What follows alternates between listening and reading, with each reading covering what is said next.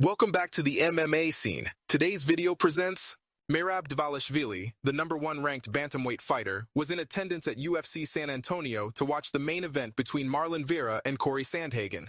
After Sandhagen's split decision win, he called out Dvalishvili, who quickly accepted the challenge. However, a video has surfaced on social media showing a fan taunting Dvalishvili for refusing to fight his friend and 135-pound champion, Aljamain Sterling. Dvalishvili jumped up into the stands and attempted to climb towards the offender. Hey, Merab. Hey, tell Sterling you're coming for his belt. Hey, Sterling, Merab's coming for your belt, buddy. I'm telling you, make the fight happen. That's the people's fight. Hey, Aljo, get over here, buddy. Hey, You want it or you don't? Hey, once Aljo kicks Cejudo's ass, I want you to get in the octagon with him in San Antonio. Hey, right here, baby. Motherfucker, I will fuck your face, okay? Hey. Whoa. Hey, where you go? Oh. Hey, Let's what's go going on on TMZ? What's going on TMZ? Hey. It's just the truth, Merab. Former UFC fighter and current MMA analyst Chael Sonnen recently shared his thoughts on the welterweight division and Leon Edwards' next title defense on his YouTube channel. Sonnen believes that box office matchups are crucial for fighters once they reach the top in the UFC, and he thinks that Colby Covington is the only logical option for Edwards' next defense.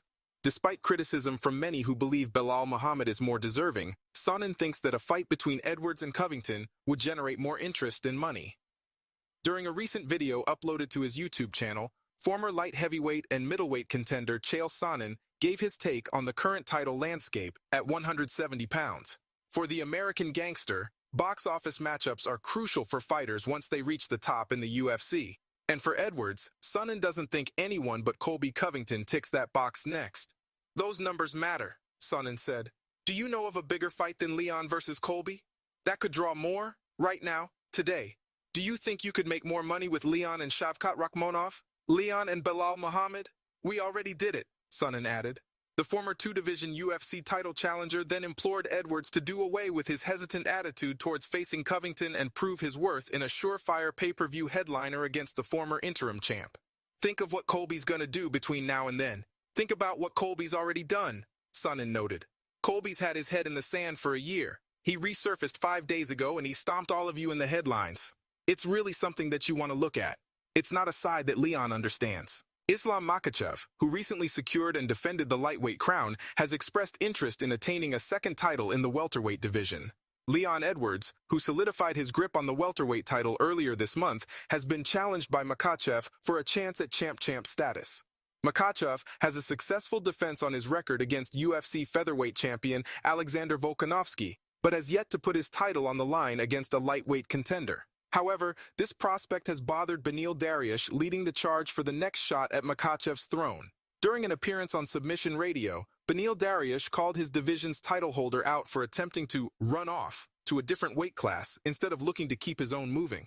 I don't understand. Like, what about title defenses? Dariush said. I don't know what's going on with him. Why? Maybe he's having a hard time making weight at 55 and he's just like, let's go to 70 and relax. Honestly, I don't get it. I think he needs to focus on his division. There's a lot of good fighters in this division. I don't know why he's trying to run off to other divisions. Someone showed that to me and I just rolled my eyes. I don't know what goes through these guys' minds, but I get it. You worked so hard to get this belt and now you don't want to risk it and lose it, right? Dariush added. But this is not how you keep divisions active. There's all these guys waiting at the door. What do you think, guys? Are we going to see Islam versus Dariush fight soon? UFC middleweight fighter Marvin Vettori isn't convinced by Nickal's performance on his UFC debut. Although Nickal's debut was impressive, submitting Jamie Pickett in the first round at UFC 285, Vettori believes Nickal will face significant challenges as he climbs up the ranks. Vettori also mentioned the apparent low blow that led to the fight-ending sequence, which was a topic of discussion after Nickal's debut. While Nickal's wrestling skills are impressive, Vettori believes that he may struggle against higher-level competition in the future. I wasn't too impressed with Nickal's debut, to be honest, Vettori said. He kneed him in the balls and then took advantage of that. But yeah, he's fresh meat. We'll see what happens when he gets to the top of the division. I think he'll find problems for sure. I think he'll get tested. There are some guys who are hard to control and will give him a lot of trouble. Nickal may have a chance to prove himself against the best in the UFC's middleweight division, including Marvin Vettori, who currently sits at number 3 in the rankings. Despite Vettori's lack of enthusiasm for Nickal's debut, the 3-time NCAA Division I national champion has expressed confidence in his abilities and even suggested he could take on former champion Israel Adesanya and welterweight star Khamzat Chimaev. If Nickal hopes to make it to the top of the division, he may have to go through Vettori at some point in the future. Thanks for watching us. If you like, please don't forget to like and subscribe.